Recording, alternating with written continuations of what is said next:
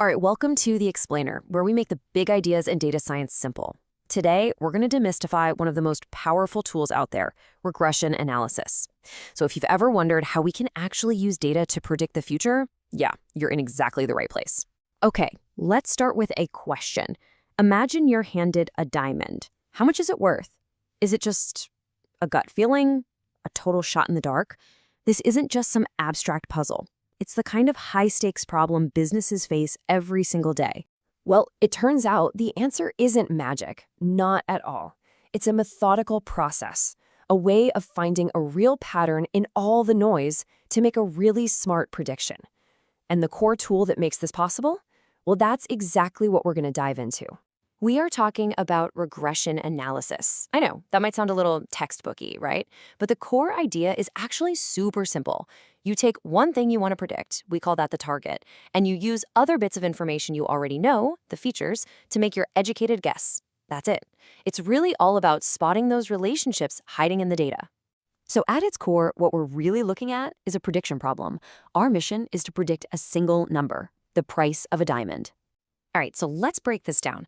The target, that's the diamond's price. It's the one number we're trying to figure out. And our biggest clue, our main feature, is going to be the diamond's carat weight. Our hunch, our starting point, is pretty simple. The heavier the diamond, the more expensive it's probably going to be. But, a hunch isn't a prediction. So how do we turn that idea, that heavier means more expensive idea, into an actual usable rule? Well, we need to build a model. And the simplest model you can possibly build is just a straight line. Imagine this. If we took thousands and thousands of diamonds and just plotted their carat weight against their price on a simple chart, something really cool would happen. You'd see a pattern. Now, it's not going to be a perfect, clean line, but you'd absolutely see a trend, a clear relationship going up and to the right. And that visual pattern, that's the foundation of everything we're about to build. Okay, but before we go any further, we got to remember this classic quote from the statistician George Box. See, the goal here isn't to build some kind of flawless crystal ball that's right 100% of the time. That's impossible. The real goal is to create a model that is useful, one that gets us way closer to the truth than just guessing. So, what a regression algorithm does is look at all those scattered dots on the chart, and it draws one single straight line right through the middle of them. And this isn't just any old line. It's mathematically calculated to be the line of best fit, the one and only line that minimizes the total error, the total distance to every single one of those data points. It's the simplest, most useful summary of that relationship. So, that one simple line? It's a fantastic start, but we can do better. We can build a smarter model. Because let's be real, a diamond's price isn't just about its weight, right? Okay, so just how good is our simple model that only looks at weights? Well, we can actually measure its power with something called an R-squared score. Just think of it like a grade, a percentage that tells us how much of the story our clues can explain. And with only carat weight, we get a score of 84.9%. I mean, that's incredible. It means weight alone explains almost 85% of why diamond prices are different. But, and this is important, that also means there's still about 15% of the story that we're missing. So, where is that missing piece of the puzzle? Well, it's in the other clues, right? Things like the quality of the cut, the grade of the color, and the clarity, which is basically how few flaws the diamond has. Each of these is another clue we can use to make our model even smarter. And just check out what happens when we throw those new clues into the mix. When we build a model that looks at weight, cut, color, and clarity all at the same time, that's called multiple regression. Our R-squared score shoots up to almost 93%. I mean, boom, we can now explain almost all of the difference in price. Our little prediction machine just got a serious upgrade. All right, so we've got this super powerful model. We're done, right? Not so fast. In data science, you've got to be your own biggest critic.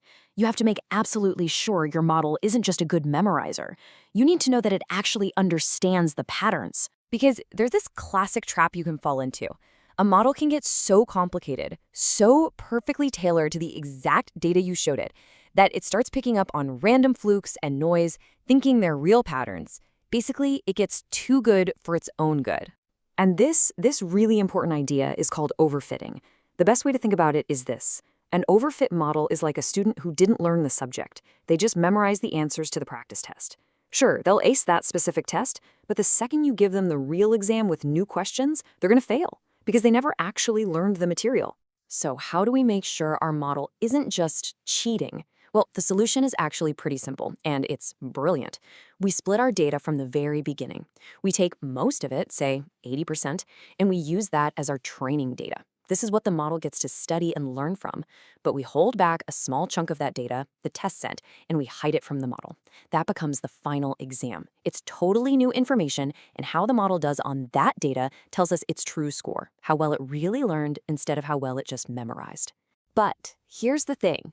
Getting an accurate prediction, that's really only half the story. The true magic of regression is what it can teach us. Because a truly great model doesn't just tell you what might happen, it helps you understand why. You see, a regression model really serves two purposes.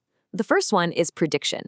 That's answering the question, what is the price of this one specific diamond going to be? For prediction, all we care about is how accurate is the final number. But the second goal is inference. And with inference, we're asking a totally different kind of question. Like, on average, how much more does an extra carat add to the price? This is about pulling apart the why behind it all. Okay, so let's just do a quick recap of everything we've covered. We started with a simple question and we used data to draw a line. We made that line smarter by adding more clues, but we had to be really careful it didn't just memorize things. And what we found out in the end is that this amazing tool can do two really powerful things. It can predict a specific number, and it can help us understand the why behind that number. And that really brings us back to you. Now that you've got the basic idea, you can start to see possibilities everywhere, predicting how many products you'll sell, forecasting market trends, understanding what actually drives customer satisfaction. It gives us this powerful way to not just guess at what's coming, but to actually start to understand it. So let me ask you, what problem would you solve first?